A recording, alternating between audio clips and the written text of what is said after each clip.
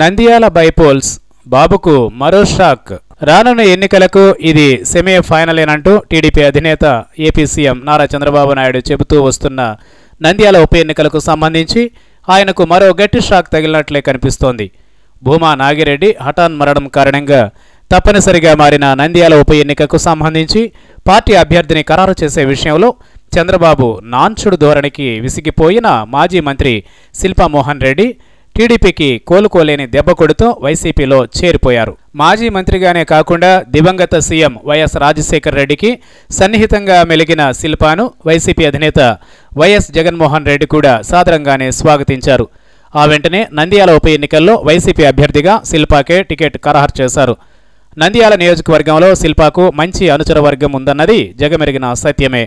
శిల్ప వైసీపీలోకి మారడంతో అక్కడ విజయ అవకాశాలు తగ్గాయని భావించిన చంద్రబాబు అండ్కో అక్కడి ముస్లిం నేతలను దువ్వేసి వారి ఓట్లను గంపగుత్తుగా కొట్టేసేందుకు మాజీ మంత్రి ఎన్ఎండి ఫరూక్ ఎమ్మెల్సీ పదవి కట్టబెట్టేసింది.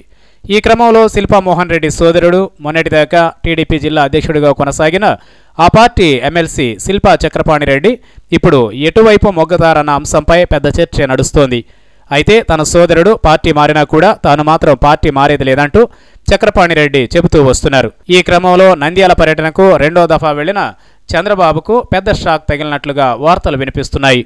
పార్టీ అత్యంత ప్రతిష్టాత్మకంగా భావిస్తున్న ఈ ఎన్నికకు సంబంధించి పార్టీ అధినేత చేస్తున్న పర్యటనలో శిల్పా చక్రపాణిరెడ్డి ఎక్కడ కూడా కనిపించలేదట. దీంతో షాక్ తిన్న చంద్రబాబు అసలు విషయం ఏంటని పార్టీ నేతలను ఆరా తీసినట్లు సమాచారం. దీనిపై మంత్రి అఖిలప్రియను ఆయన ఆరా తీయగా ఆయనకు షాకింగ్ సమాధానం వినిపించిందట. గత కొంతకాలంగా శిల్పా చక్రపాణిరెడ్డి పార్టీ కార్యక్రమాలకు దూరంగా ఉంటూ వస్తున్నారని చెప్పారట. దీంతో షాక్ తిన్న చంద్రబాబు అయినా శిల్పా చక్రపాణిరెడ్డి పార్టీ కార్యక్రమాలకు దూరంగా ఉంటూ వస్తూ ఉంటే విషయాన్ని తనకు చెప్పాలి కదా అంటూ పార్టీ స్థానిక నేతలను ప్రశ్నించారట.